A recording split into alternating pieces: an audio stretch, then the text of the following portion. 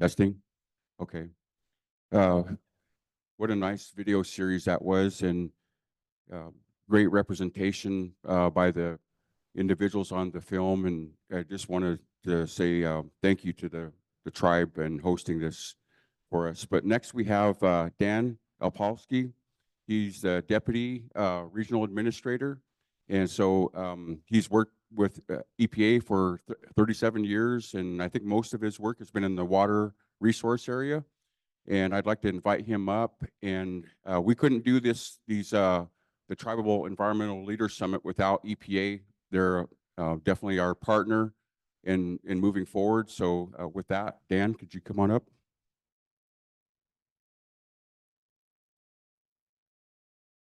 Yep. Thank you, everybody. And thanks for sticking with it to the end here. I appreciate some flexibility so I can share a few thoughts with you before I need to take off myself to meet some commitments I have back home this evening. I did want to start, as Aaron said, boy, what a series of videos. I almost kind of feel like, okay, they said everything I need to say so I can get off the stage. But seriously, all gratitude to the Grand Ronde tribe for their hospitality, for welcoming us to their homelands, for the hospitality they've showed for all of us, including the staff here who have helped us in this room. Just nice to be as comfortable and as welcomed as we've been. I'm sure you all are feeling that as well. So that's great. And then also hats off in a huge way to the RTOC, and the Tribal Caucus in particular, for all the energy and thought that went into the planning. With just an amazing series of information-rich presentations, both here in the room by all kinds of folks and also on the screen. A lot of storytelling about challenges, about opportunities, about successes. Some other things that sort of melded those all together, like in these videos here, where we just get an important element of context that provide those reminders. Certainly a reminder to me again about who were the first stewards of the land and of the resources, and what we still have to learn and need to remember about that as we go forward every day in what we try to do. I also want to just acknowledge that in all that planning and in all that work, just the richness of the ability to share information with each other. Again, whether it's providing people important context and reminders of challenges that people have gone through. It's a reminder of the resilience, again, here on the videos, not just of the Grand Ronde people, but for tribal people throughout the nation and certainly throughout the region. It also reminds me, as it does sort of every day, what gets me up and going is a recognition that there's no more important work that we at EPA do than that we do with tribes. And that's largely because there's almost nothing that we do that doesn't touch upon the resources that tribal people depend on. And so we need just to be mindful of that intersection all the time, and understand that there's real challenges there, but there are real opportunities every day to make a difference in a positive way. And that's what I commit to you that I'm going to be dedicated to. And I can tell you from my work in the region that whatever the political winds are, it's deep in the DNA of the workforce in Region 10 to work towards a better place that's built largely upon our work with tribal governments and tribal people. I want to also just acknowledge a couple things. Really great session, I thought, by Raymond today that reemphasized the importance of GAP and everything that you all have been able to do with resources, and examples of what he presented and how important that program has been for all of us in the region to help lift up the issues, lift up the programs and capacity to do work. Also to provide that bridge and that linkage that Ray referred to in a couple of examples to other funding sources. And more what we're finding is when we are looking at projects ourselves, or when we're looking at other partners doing that work, that kind of stacking of funding sources can be critically important to actually get something from start to finish. And the fact that gap can often be the thing that is the catalyst to get that started is critically important. So we'll continue to work with you to make those resources as available as we can to help you with the challenges that you're facing. You know, for us right now, go back to the comments that Casey Sixkiller, my boss, made when he was here, is all the opportunity we do have through the really generational funding that we have still to work with, both through our infrastructure money, our Inflation Reduction Act money, which includes the community change grants that you heard about, also funds the technical assistance centers that you've heard directly about here, and just continue to invite you to kind of take advantage of those opportunities, especially with the particular set-asides, both for the $300 million down here in the lower 48 and the $150 million set aside for Alaska. Just really outstanding opportunities for us to try to help you, help yourselves with that money, and with the help of the technical assistance centers. If you have questions, please follow up with EPA staff, follow up with the technical assistance center staff now that you've gotten a chance to meet them, and spread the word, because the money is only useful if we get it out on the ground and across the landscape where it can be of best direct use for all of you. So I also want to just acknowledge that maybe wasn't always clear while we were in the room, unless you got a chance to interact with people at different tables.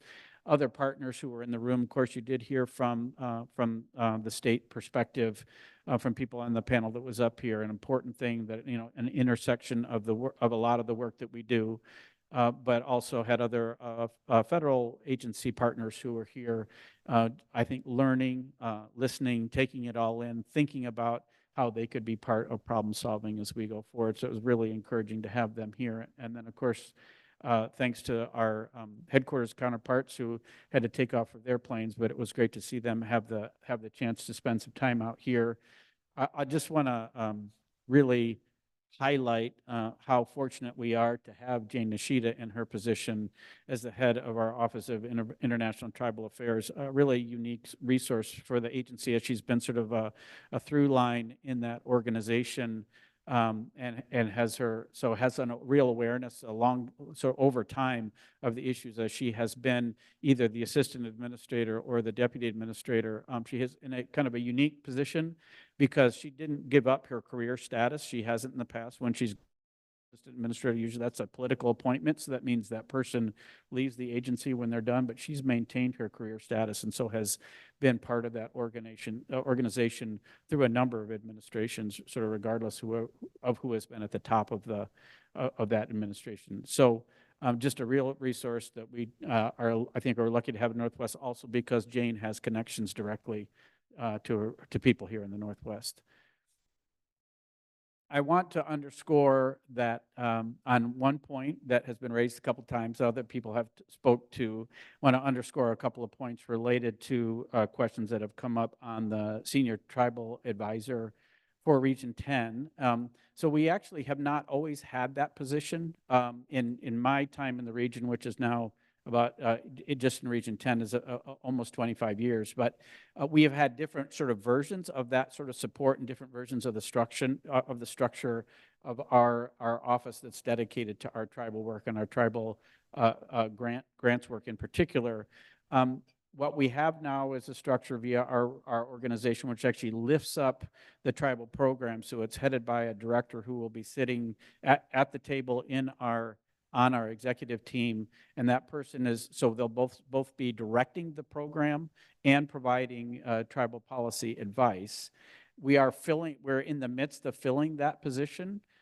So based upon what happens with the filling that position, we'll still have the ability to think about what else we might do within that structure. But I do want to decouple something so that people are just aware that I'm thinking this as part as the senior career person in the region, which is we are abundantly fortunate to have Casey Sixkiller here as our regional administrator and our political appointee. But we also need to be thinking about the organization and what it means to have Casey there and what it means when he's not necessarily, right? And so what I'm saying, what I meaning by that is I can't think of it statically, and I can't think of it myself as being dependent upon him being the person there. So I want to sort of have you understand that in the thinking that went through this, and a lot of that happened with Casey's working with my predecessor, Michelle Prezado, whom a lot of you know or knew over the years, that fundamentally, and I don't look at it as it's fundamentally not about Casey being a Native person there at the top, because I can't count on that. I can't predict how long that's going to be the case, and certainly a next regional administrator, the next one of that, I don't know that will be a Native person, given that Casey is the first one who's ever held that position, right? So what we're going to keep trying to do, and we've been making some inroads in the region, we are going to keep working on bringing more Native American, Native Alaskan voices into the organization. We're going to keep working on those efforts across the board. I like the idea in the conversation earlier today about really starting at really pretty early in kids' schooling and so forth. I agree that that's critically important. That being said, I do want to just highlight a couple things that people may not be aware of, that Region 10 developed the first regional MOU with a tribal college a couple of years ago, and we have that with the Northwest Indian College up in Bellingham. So we are working with them on different things, including working on ideas around curriculum and training and internships and those kind of things. So working on that, and then we have a brand new a memorandum of understanding at the national level with the American Indian Higher Education Consortium that some of you may have heard of. So the Northwest Indian College is part of that consortium, but there are 37 other tribal colleges and universities around the country that are a part of that. And I am one of 5 people within EPA who are a part of a joint leadership team with that consortium to sort of do that on a national level and work into that. So more to come on that as it develops. We're supposed to have our first in-person meeting of that group a little bit later this year. It might end up being early in the fall, but I will certainly be happy to provide updates as appropriate as to how that work is going. And that, by the way, will include engagement by folks out of Jane Nishida's office. In fact, her deputy, Rafael De Leon, is one of the co-champions of that effort. So that may be not maybe something that people hadn't heard a whole lot about. So I thought I just would share that. I've already gone longer than I probably should. So let me just underscore this point that I already said. No work that we do is more important than the work that we do with tribes. And that means our relationships with tribal governments are of paramount importance, which means we need to honor our government-to-government relationship, and we will do that. But there are a lot of other relationships that happen at different levels that are also of extreme importance, right? You all know that a lot of work gets done in other places because as much as we honor and respect our leaders, whether they're your leaders or mine, those are very busy people who can only be paying attention to so many things at one time, and it takes a lot of other hands and hearts and minds to kind of keep other things going along. And so the maintenance of those and development and nourishment of those relationships at all different levels is really also of I won't say of equal importance, but it shares importance in making sure that we keep pulling together as much as we can. Because again, as Casey said in his remarks, we are stronger, we are better, we get to better places when we're together than when we're not. So I just encourage us all to keep that sort of as our North Star together as we continue to follow in the footsteps of the original stewards of the resources, as was pointed out in the video. And you have my commitment to do my best to help keep our workforce headed in that direction. And thank you all for your time here, your thoughtful participation, and I wish you all the safest of travels back to your homelands.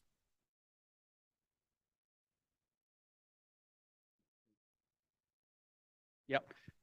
Yeah. So, and thank you, Aaron. So the one thing that I should have done, maybe should have been one of my first things, is I give a shout out to the EPA staff and all the time that they put into it in their presence here. Thank you all.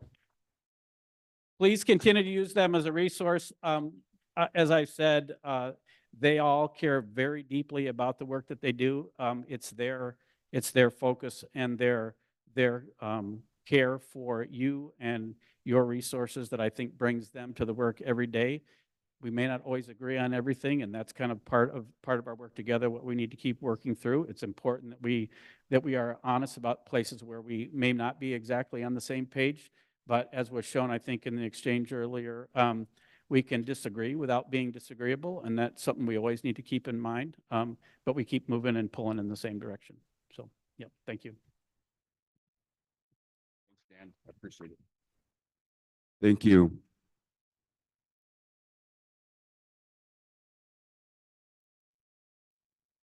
Okay, we wanted to acknowledge, let me see, let me move this back up a little bit. Kathleen George, and we recognize she's not here today, this afternoon, but we wanted to give her some earrings as a token of our appreciation in her sharing and being a part of the opening of TELS this year. And that was important for us to have the host tribe assist us as we move forward in this event. And so she's not here, but we'll make sure that she gets her earrings. You see they're walrus ivory necklace earrings, and they're really beautiful earrings. So just want to say thank you to her. Okay, I'll move down a little bit. So we have the next part of our event. We have the grand prize that we want to do a drawing, and I'm going to ask Cindy to come up and do the drawing for me as I open the bag up here.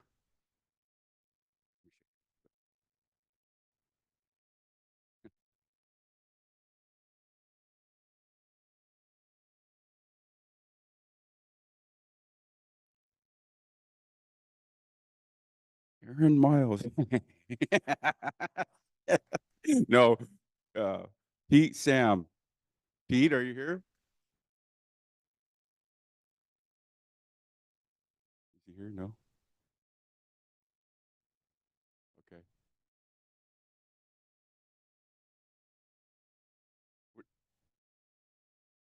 We'll wait. We'll wait.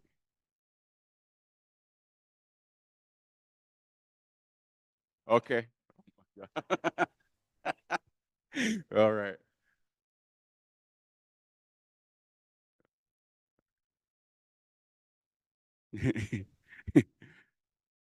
Gina McKindy.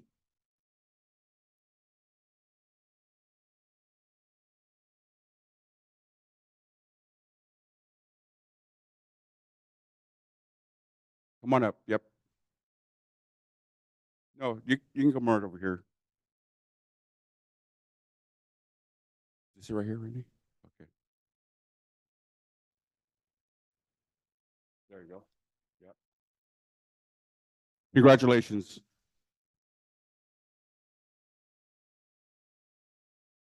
It's an iPad. iPad. You can open it up and show everybody. Yeah. Okay.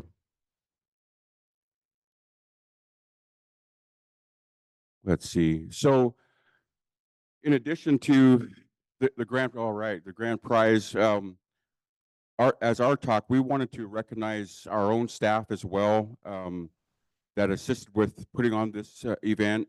Ashley Correo, Rob Brewer, Rick Eichstead, the event staff, Scott Kobold, Tim Bynum, Jennifer Gillison, Bjorn Borg Olson, and volunteers, Oxenia. Can you take a bow, Oxenia? Tasha Mokta, Sarah Ingram, Courtney Olsenick. Olsenick. Sorry, I'm pronouncing that right. Excuse me. Oh, and well, she's on there. Yeah, yeah. The TELS Planning Committee. We have Cassandra Johnson, Andrea Sumera, Marnie Keller, Todd Mitchell, Adam Barron, Christy Fry, Michael Ortiz, Lucas DeSablon, Randy Madison, Ashley Correo, and Rob Brewer. Okay. And we wanted to have a special shout out to all the presenters, both here in person and virtually. The Spirit Mountain event staff who went above and beyond in their participation in our planning meetings and provided excellent communication, food and customer service, Jenny Moore, Tanya Bergman, and Rob Henley. You know, when we do these events, it's really important that we have to be able to engage the staff that are here. I mean, we can't underscore that enough. It's especially when we're bringing a lot of people from different places to participate. So it means a lot when we're able to have really a good staff that can help us get the event organized. Okay. So we wanted to thank the Grand Ronde tribe. They've been gracious. They donated many staff hours, notably from Chelsea Clark and Colby Drake, Indigenous knowledge from tribal members, Fabian Quinella and Cedar Wesley, panel expertise from Kathleen George, and who contributed a positive energy to help make this summit a meaningful experience as our host tribe. Okay, we normally contract the tribe services for these efforts, but the Grand Ronde tribe has requested that in lieu of a contractual payment that a donation be made to the tribe's Chachula Museum and Cultural Center. And we wanted to have Lyle Cardias come up. All right.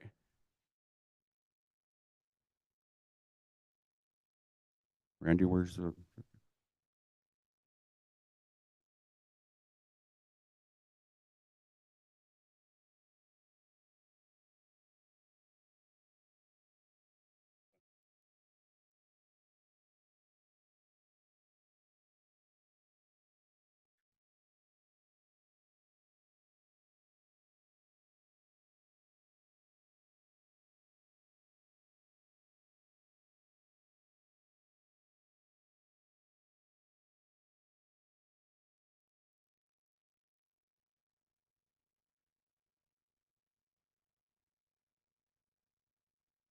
Hi, everybody. Thank you. My name's Lyle Cargis. I'm the exhibits coordinator at the Chichalu Museum.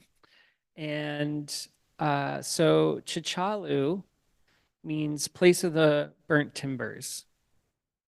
And when a lot of the bands and tribes were removed and came to live in this area in 1856, a few years earlier, a large wildfire had come through here.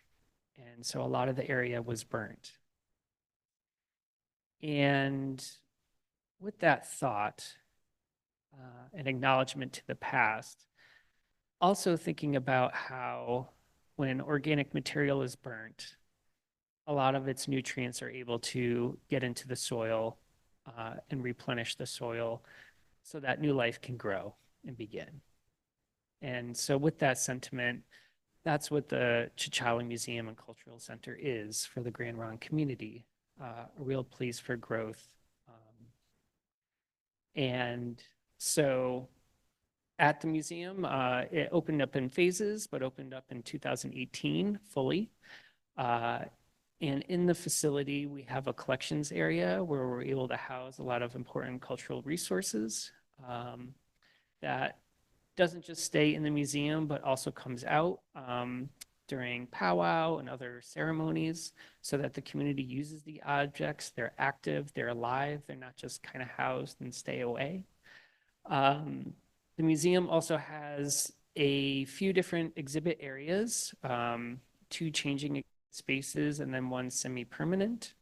And we're able to explore historical issues, contemporary issues, and thoughts of the future, and really bring in a lot of different community members into the development of exhibits, also departments here in the Grand Ronde campus, as well as collaborating with other state and local government agencies.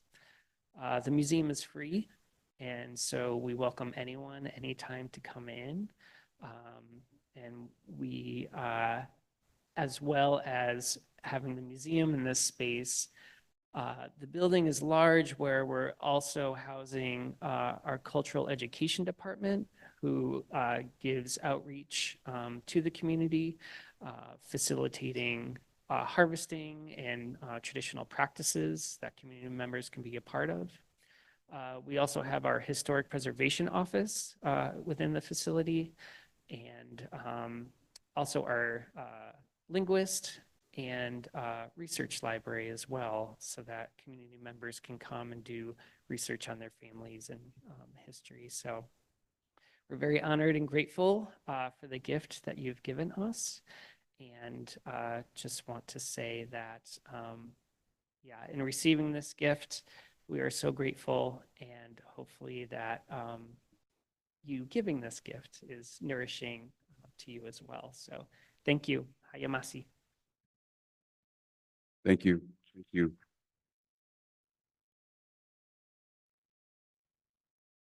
Okay. What else? I'm just kidding. I'm just playing. No, no, no, no, no. Okay. Yeah. Okay. Okay. Next, we wanted to recognize Heather Gordon. And is Heather here? Yeah, Heather. So we wanted to we wanted to thank you for being the keynote as well as the MC. And we have a couple gifts for you.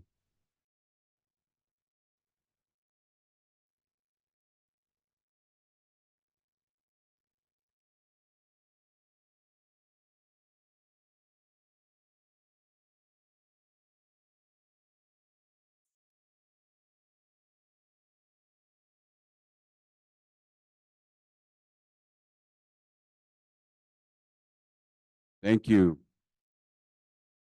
Yeah. Randy wants to say something. I just wanted to say the gift that Heather was gifted just now is a pair of fish vertebrae beaded earrings. And I think it's just so appropriate and befitting for her and all of the knowledge that she shared and all of the work that she does. So I just wanted you all to know that. And they're really cool, like the teeniest little fish vertebrae with blue and white beads. So thank you so much for your knowledge, your time. And I think everybody here has asked, how did you find her? So I hope you had a lot of opportunities by being here as well. So thank you so much.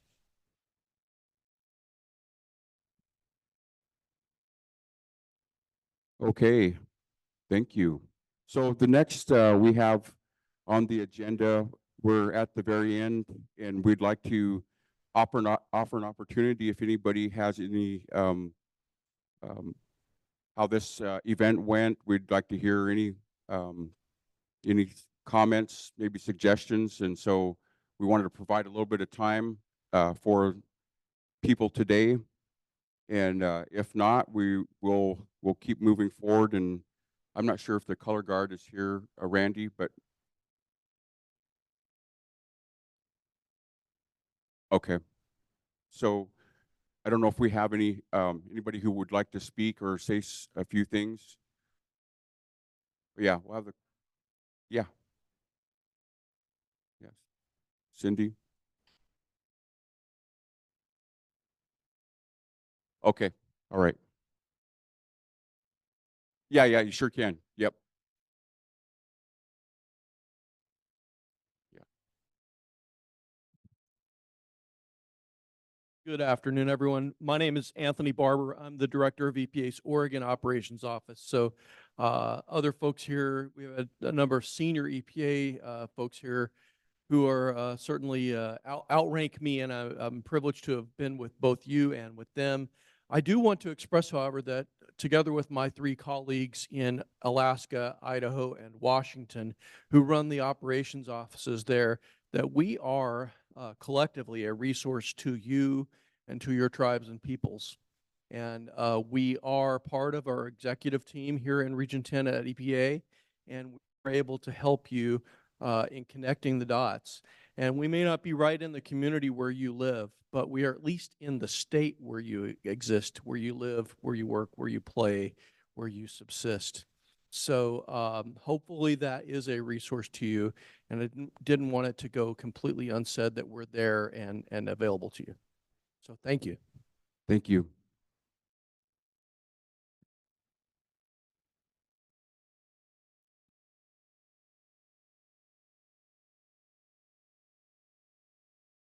Okay. You just keep a mic by yourself. Can't seem to give it up. Just out of respect, I appreciate you staying here just for a few more minutes, but out of respect for our country and our veterans and our flag, I would like to allow them the time to arrive here. We did request they come at 2:15. And so if they are not able to make it by that time, we will respectfully close it out in our own way. Heeding the, or sorry, or I don't know the word, but not following the normal protocols. So I'm sorry if that causes disrespect to any of our veterans by not closing this out in, are they here? Woo! Yay! Okay, good. Forget what I said. So they're here and we'll get them to come and close out our ceremony. I did want to, while they're coming in, ask any of our EPA project officers or tribal support to speak. And then it looks like Russ has a comment as well.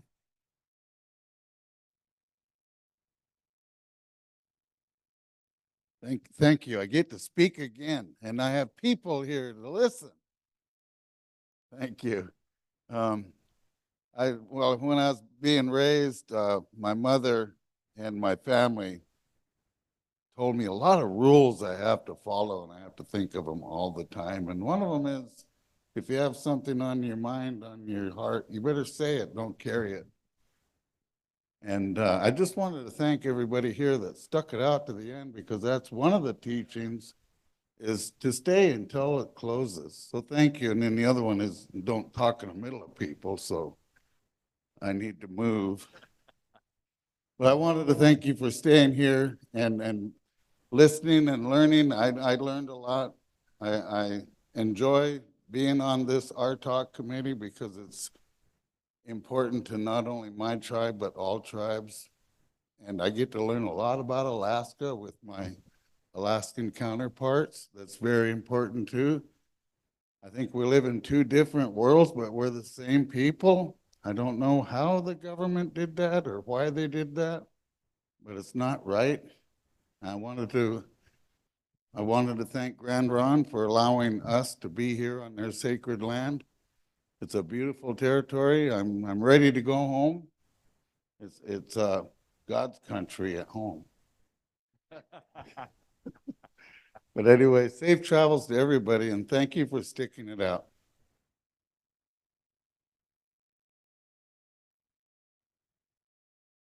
All right.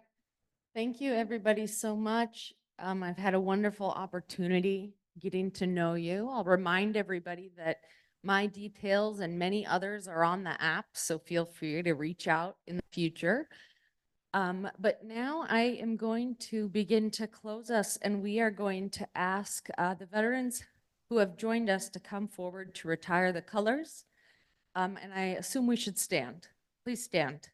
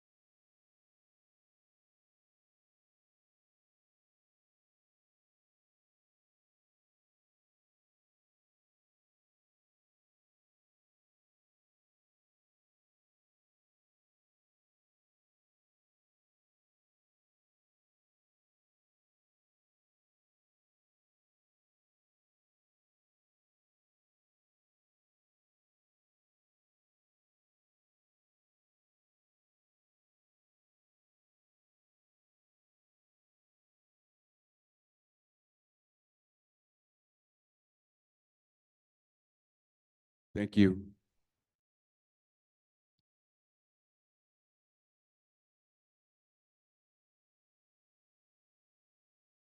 All right, that concludes our 2024 TELS. Thank you for coming.